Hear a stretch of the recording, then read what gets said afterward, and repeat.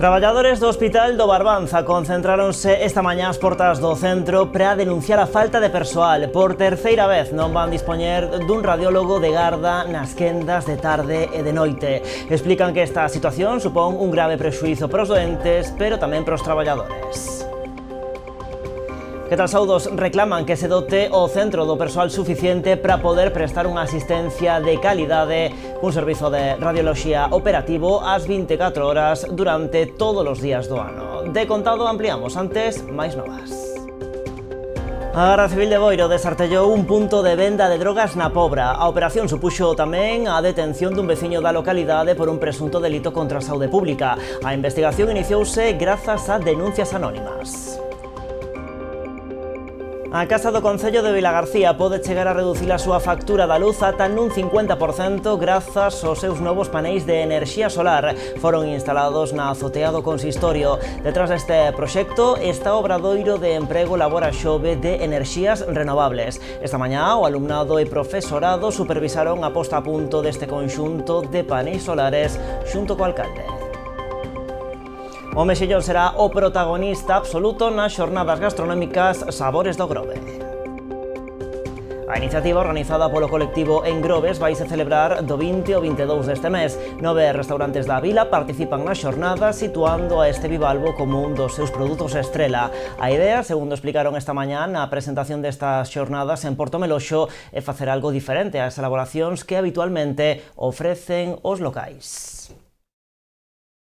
Medio cento de asociacións sociosanitarias, clubes deportivos, profesionais e entidades en ánimo de lucro participarán na nova edición de Pontesán. A Feira de Saúde e Benestar vaise celebrar en Pontevedra os días 27 e 28 deste mes de setembro. Esta quinta edición do Pontesán vai poñer o foco nos dereitos e obrigas dos doentes. E como cada ano, a procesión do Nazareno atrae ata a Pobra a milleiros de fieis. Numerosos ofrecidos e 4 ataúdes acompañaron o santo no seu percorrido pola vila. En Rianxo, entre tanto, continúan coa Guadalupe. Hoxe foi o Día das Guadalupeñas, logo da xornada grande deste pasado domingo, coa procesión da Moreniña pola ría. Son algúns dos asuntos que imos tratar de contado aquí nas Novas do Día en Canal Rías Baixas. Comezamos.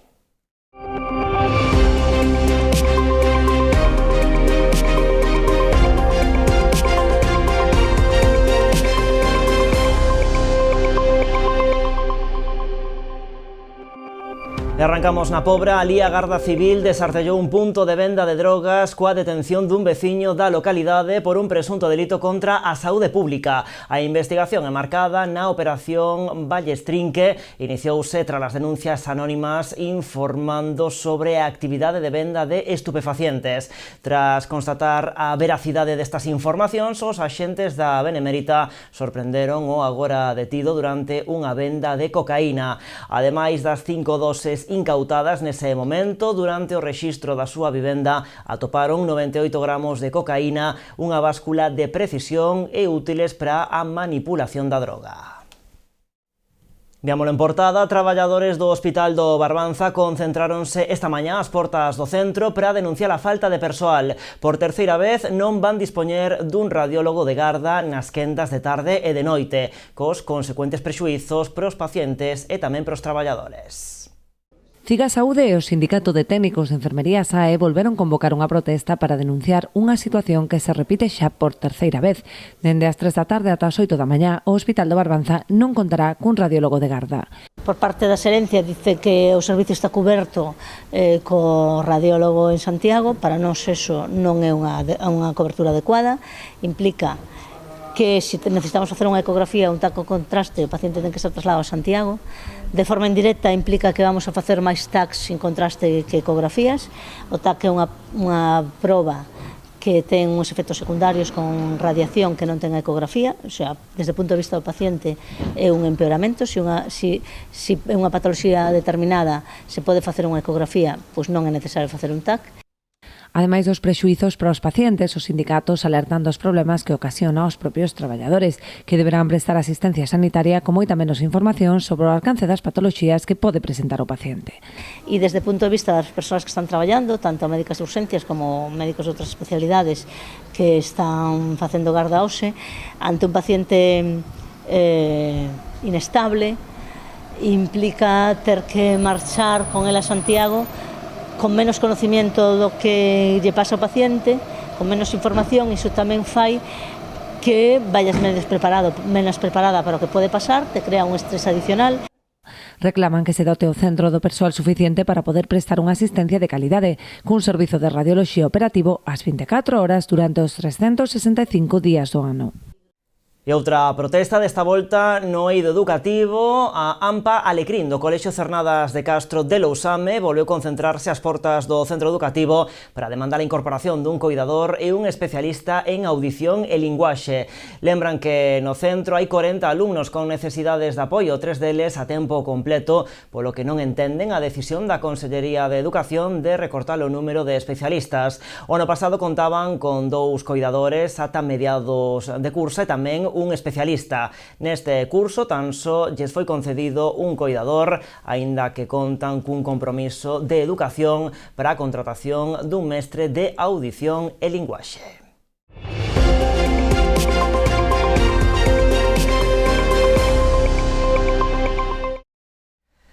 O proxecto de reforma do antigo convento de Santa Clara en Pontevedra segue no centro do debate. Hoxe foi o voceiro do PP da cidade o que falou deste tema. Rafa Domínguez cree que o alcalde de Pontevedra está frustrado polos avances que el, como vicepresidente da Deputación, está impulsando. O popular di que as críticas de Lores da semana pasada pola parálise do proxecto non son máis que falsedades malintencionadas.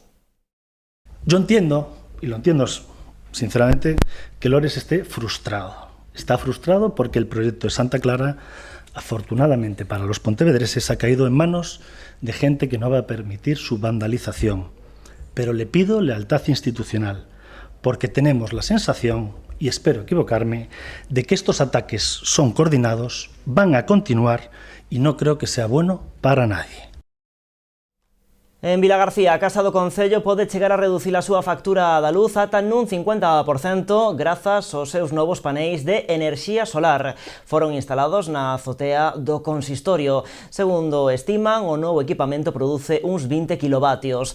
Detrás deste proxecto está o Obradoiro de Emprego Labora Xove de enerxías renovables. O alumnado, ademais de recibir formación teórica, conta tamén cunha parte práctica. Unha mostra é esta instalación que, ademais, terá un impacto moi positivo nas arcas municipais. Esta mañá o alumnado e profesorado supervisaron a posta a punto deste conxunto de paneis solares xunto co alcalde e outros membros do goberno local. O rexedor indicou que aínda quedan moitos edificios públicos en Vilagarcía pendentes de contar cunha instalación como esta. Entre esas instalacións salientou a Praza de Abastos de Vilaxoán, lembrando que a de Vilagarcía sí que conta xa con estes paneis. Tamén apuntou goza de placas fotovoltaicas o complexo deportivo de Fontecarmoa. Alberto Varela aproveitou a ocasión para felicitar o alumnado polo seu traballo. Nestes obradoiros, a parte da formación que están recibindo os alumnos e alumnas, pois ademais é que son cousas prácticas que despois redundan en beneficio da cidadanía de Vilagarcía. Aquí o tendes, gracias a estas placas solares que acaban de colocar, como decíamos, os alumnos e alumnas deste obradoiro, baixo a dirección do profesorado, o Concello de Vilagarcía se vai a beneficiar, esta casa se vai a beneficiar en reducir o consumo de enerxía, creo que aproximadamente se está falando un 40 ou un 50%.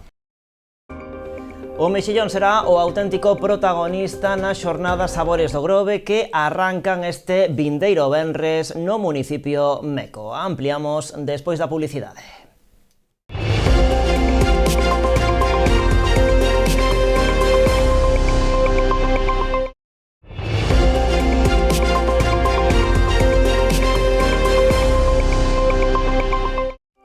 A Aquí estamos nas novas en Canal Rías Baixas. O mexillón será o protagonista absoluto nas xornadas gastronómicas Sabores do Grove. A iniciativa, organizada polo colectivo Engrobes, vai se celebrar do 20 ao 22 deste mes.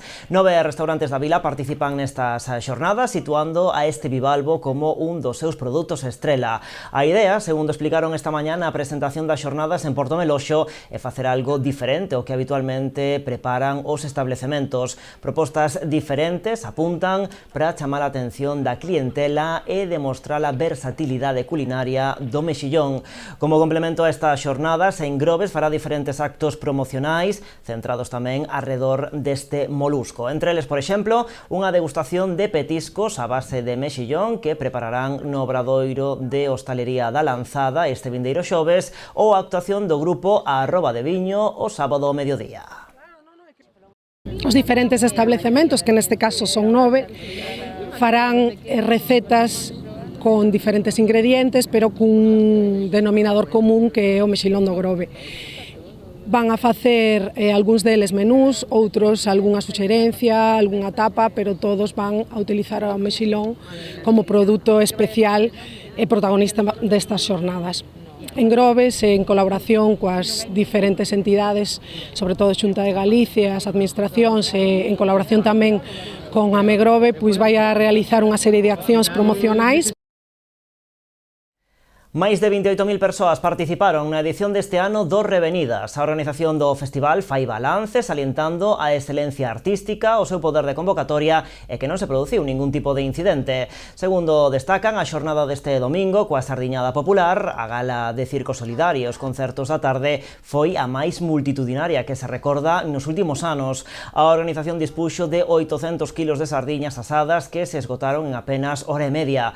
Máis alá das cifras, a organización subliña o excepcional ambiente que se viviu durante estas 4 xornadas no recinto do festival e no conxunto de Vilaxoán. A mellor mostra tivo lugar o sábado, unha xornada na que o público encheu o recinto do Revenidas dende as 12 do mediodía ata pasadas as 4 da madrugada. Os responsables do festival tamén destacan a ausencia prácticamente absoluta de incidentes. Os servizos de emerxencia non tiveron que intervir agás nalgún leve corte ou algunha pequena lesión.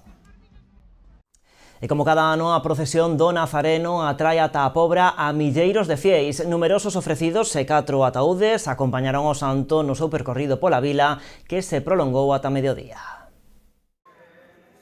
A Pobra vivía esta fin de semana un dos días máis emotivos do ano coa procesión votiva das Mortallas. O Nazareno saía pasadas as 10:30 da mañá da igrexa de Santiago do Deán, acompañado dunha multitudinaria comitiva.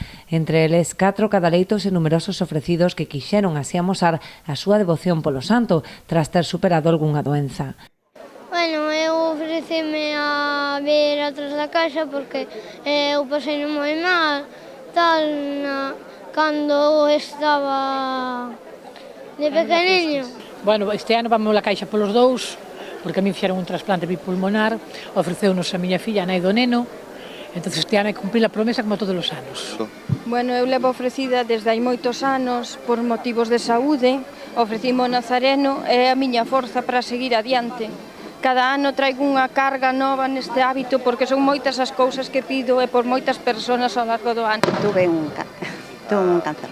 Entonces ofrezco todo el cuerpo para que, bueno, que el Cristo me ilumine y que me pase lo que...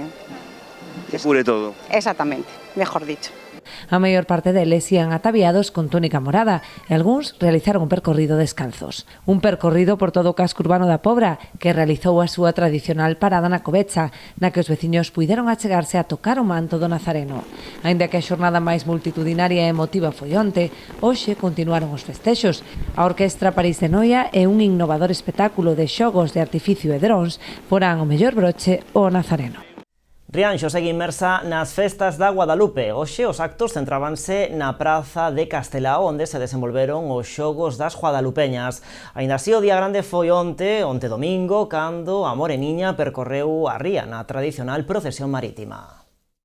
A coincidencia das datas festivas non restou en absoluto asistentes a Guadalupe, con centos de persoas que un ano máis quixeron render homenaxe á Moreniña. O campo da Riba quedou pequeno para acoller aos devotos que asistiron á misa solemne. Unha vez rematada, acompañaron a Virxe ata o porto, onde embarcou para realizar a tradicional procesión marítima arroupada por unha trintena de barcos.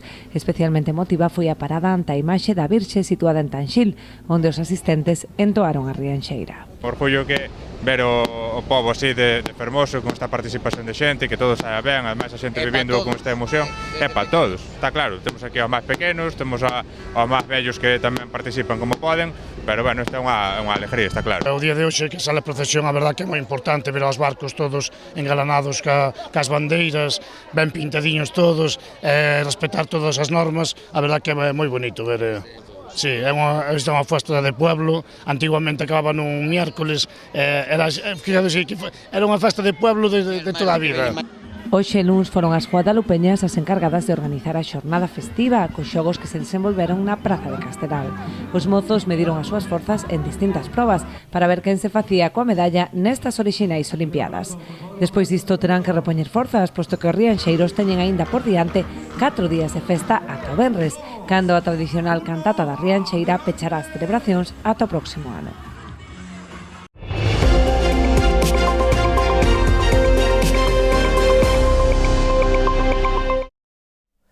Os afeccionados ao mundo do motor deronse cita este domingo en Vilagarcía. A cidade acolleu a segunda edición da concentración Ride and Nice, unha iniciativa aberta a todo tipo de vehículos sen importar marca ou a súa idade. No evento participaron uns 200 coches. Os motores ruxiron esta fin de semana en Vilagarcía na segunda edición da Ride and Nice. Trátase dunha concentración na que participaron dúcias de vehículos. A súa particularidade é que aquí todos os coches son benvidos, sen importar modelo, cilindrada ou idade. A esencia, explican os organizadores, é servir de punto de encontro pros amantes da automoción. Esta concentración veñe en calquer tipo de vehículo, todo o mundo é ben recibido, simplemente tes que ter ganas de acudir e mostrar o teu coche, non nos importa a idade do vehículo, a marca, simplemente é un evento no que queremos juntar todo o mundo, compartir experiencias. E aínda que todos os coches son ben recibidos, entre os asistentes moitos que buscan ir un paso máis alá. As preparacións ou extras permiten gañar confortabilidade ao volante, pero sobre todo buscan deixar a máis de un coa boca aberta. Neste evento, basicamente, as preparacións son máis estilo calle, non de circuito. Hai coches con preparacións de tubo de escape para mellorar o son, temos outros coches que teñen preparacións de suspensión, llantas, estética. A concentración tivo lugar na zona TIR de Vilagarcía. Dende a organización salientan a idoneidade de organizar este evento na cidade, tanto pola súa posición xeográfica como polo apoio institucional e dos patrocinadores. Pois Vilagarcía é un lugar do que somos a maioría da zona e tamén polas oportunidades que ten, porque estamos cerca de Santiago, cerca de Pontevedra, realmente é un sitio céntrico que nos resulta moi ameno, o Ayuntamiento tamén nos deu moitas facilidades para facer este evento. Logo do éxito deste encontro, dende a organización avanzan que confían en organizar novos eventos como o desta fin de semana. Temos previsto facer máis edicións, dependendo do ben que triunfe esta, pois intentaremos facer máis de unha ao ano. Simplemente en verano conseguimos xuntar a máis xente, tamén é unha época na que o tempo acompaña máis. Ojalá podamos facer a seguinte o antes posible. A cita deste domingo completouse con sorteos, concursos, premios e animación musical. En medio cento de asociacións sociosanitarias, clubes deportivos, profesionais e entidades en ánimo de lucro participarán na nova edición de Pontesán. A Feira de Saúde e Benestar vai se celebrar en Pontevedra os días 27 e 28 deste mes de setembro. Esta quinta edición do Pontesán vai poñer o foco nos dereitos e obrigas dos doentes, así como na aposta pola educación en saúde, dúas temáticas que implican e en ocasións se enfrontan o mundo asociativo sanitario. Unhas temáticas centrais que non perderán de vista os obxectivos do Pontesán, sensibilizar sobre a importancia da saúde e o benestar ou visibilizar as distintas discapacidades. Tamén promover o deporte e os hábitos saudables e reivindicar a equidade social e unha inclusión real. Un amplo programa de actividades lúdico-formativas, oratorias e debates, presentacións de libros e actividades físicas e deportivas que van complementar esta feira Pontesán, no que participarán tanto diferentes colectivos e entidades que ademais aproveitarán para dar a coñecer o seu traballo. A elección da temática deste ano que fai fincapé nos dereitos e nas obrigas dos doentes, das doentes neste momento. E me parece imprescindível, se queremos un sistema público forte, equitativo e equilibrado, facer fincapé na nosa propia actitude como persoas usuarias da sanidade pública, comprometidas, coidadosas, respectuosas, pero tamén exixentes cos nosos dereitos. Este ano para nós foi un ano moi complexo porque dende CED Galicia non esperábamos ter que organizar o Pontesán, pero facémolo con moita responsabilidade, compromiso e a mellor calidade posible. Non quere dicir que somos humanos, evidentemente pode haber algún erro, e intentamos mellorar o Pontesán das edicións anteriores. E dende hoxe está aberto o prazo de inscrición para as escolas deportivas de Pontevedra. A oferta inclúe máis de 120 propostas para a rapazada, o que se traduce en máis de 2.500 prazas nas diferentes modalidades. As escolas deportivas están dirixidas a nenos e nenas de entre 4 e 14 anos. As inscricións serán xestionadas directamente polos 37 clubes participantes. O Concello aporta máis de 200.000 euros para este programa. Non podemos outra cousa que agradecerlle aos clubes a súa colaboración, non? Dende que se empezou a traballar as escolas deportivas, optamos por un sistema colaborativo onde organiza o servizo de deportes, pero os clubes teñen un peso importante, non? Non en van, cando fixemos esta aposta, sempre puxemos en riba da mesa unha importante dotación económica para os clubes. Estamos falando que si 250.000 euros son os que teñen esta convocatoria, os clubes se lle destina 205.000 euros. Como sabedes, o resto vai para as AMPAs e para as entidades sociais. Pois así rematamos. Lembren que a actualidade continúa en canalriasbaixas.com e tamén nas nosas redes sociais. Como sempre, graciñas por estaren aí.